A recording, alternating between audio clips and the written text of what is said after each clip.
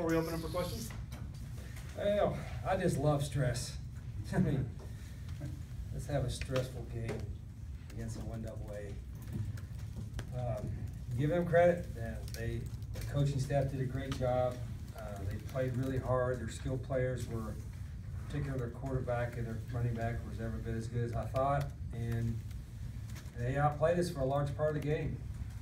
But not in, at halftime, I told the guys, I was going to scream and yell. We just challenged them to see what they're made of a little bit, and to go out and execute, take pride in our conditioning, and hopefully, the third and fourth quarter will be good. But it was a battle the whole day, and there's a lot of things. I told the team there's a lot of things in this game that we can learn from and get better. And tomorrow will be a long, critical day in fixing some of the things, but we'll take it and move on. Coach, hindsight's 2020. Is a game like this more beneficial to the team than beating up on a Division I AA team 70 to 10 or anything like that? Are you kidding me? I want to take the headsets off, at halftime. But I wasn't, I didn't have any expectations. I was really nervous about their skill players. We tried to prove one. You can see why, right? Four was a hell of a player. I told him that after the game. And you got two guys like that, pretty dynamic, had a good plan. And again, I got to watch the film and see where we had some breakdowns. We had the turnovers were key, of course, but we had to get turnovers because we weren't getting any stops. I don't think we had 1 3 and out. And then offensively, we competed. Brandon, for his first start, sometimes looked like our first time starting, and sometimes he competed and made some plays. So we're not we weren't very pretty, that's for sure, but our guys did not panic at halftime, and the coaches didn't panic. We just had to get a few stops, which were the turnovers, and get a couple drives together. At what point could you feel a little relieved? We did, like right when I walked off the field. It wasn't, that's what I'm saying, it was a stressful game all the way through. When did you find out that Anu would be unavailable, and then how did you prepare Brandon? As soon as you asked the injury question, like you always do on Thursday, I didn't want to figure. I know you're upset because you usually like to be the heads up on that. He got rolled up in a freak thing on Wednesday. Wasn't sure. Thankfully, it's nothing that requires surgery. Wasn't sure he'll go this weekend. But the trainer's going to make that decision. Hopefully, he'll be ready this weekend. Coach, Brandon meet your expectations, or was his play what you thought it would be? Well, his competitiveness and his ability to create was what I thought. But there's a lot of things he'll be first to tell you that we can do better. Again, I hate to be. We know some of the things right now that we've got to fix. But after watching the film tomorrow, we'll be able to be a lot more critical and also probably approval of some of the things he did. What was different about Grambling State's offense with Trayvon Cherry in the game as opposed to Devontae Kincaid? Well, they run the same thing. It's just that number one's a different dude now. He's as good as about anybody you see out there. I thought that out of high school. Your thoughts on the defense, your defense on the second time out, and how they performed overall? Well, I don't.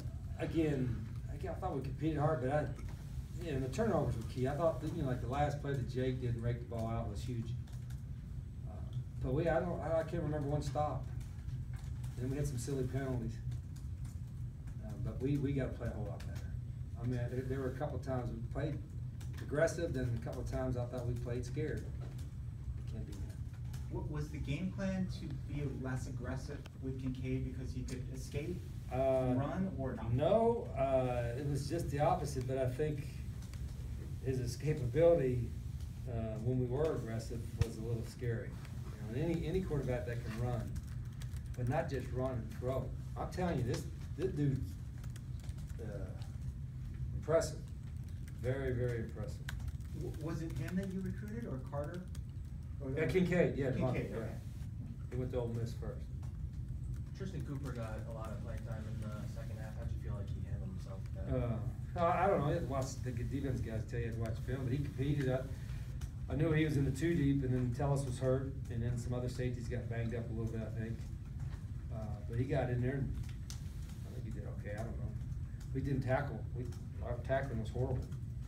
And it was like, again, you gotta give number 4 and number 1, and some of them guys credit, but that's as bad tackling as we've ever had. Bad. Is there anything you can do to fix tackling in a span of 6 days? Dude. You got any suggestions? I don't, so I'm asking you. What's that? Well, I'm not just gonna stand there and say, well, that was okay, you know, we'll work on it. Same dude's got a tackle next week, unless there's somebody that's better, but that was the one thing that was really poor. Our tackling was gross. Did you get a good view of Cody's play where he got ejected? I saw it on the replay, and again, I didn't see it live, so it's the benefit of replay is easier.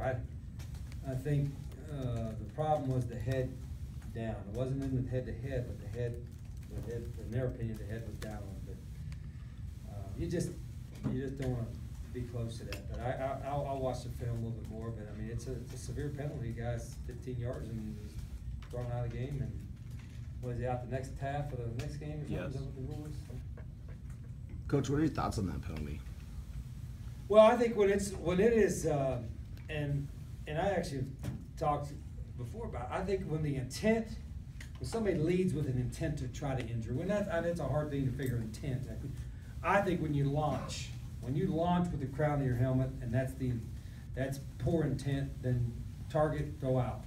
But it's all for the safety of the player, so I understand why the rule is severe. But if it's bang bang and it wasn't like a launching and it looked like an intent to injure a guy, I mean, okay, a penalty, but throwing him out and being out the next game or next half is a pretty severe penalty. Why do you think you guys have gotten off to slow starts offensively in the first 2 games and then been much better in the second half? You know, I don't know, I'm gonna review that. I'm certainly gonna look and see if there's some rhythm plays. Actually, in this game, we tried to, what I call rhythm plays, some easy execution stuff to get first downs early in the game, to get Brandon settled down in rhythm, but we didn't execute. And so if you can't execute the easy rhythm plays, it can make you sputter for a while, but we've got to fix that, surely. Rich, I wondered today, there was a lot of the smaller schools playing the bigger schools, and the smaller schools played very well against the bigger schools. Did you pay attention to that? And Well, yeah, and I brought it up a couple times during the week. It's like Nichols, I think Georgia beat Nichols State 26-24. You know, the gap has narrowed a little bit, particularly with the skill guys. You know, again, if you have a quarterback and you have a running back and a couple good wide receivers, you know, in today's offenses, you always have a shot if they play well.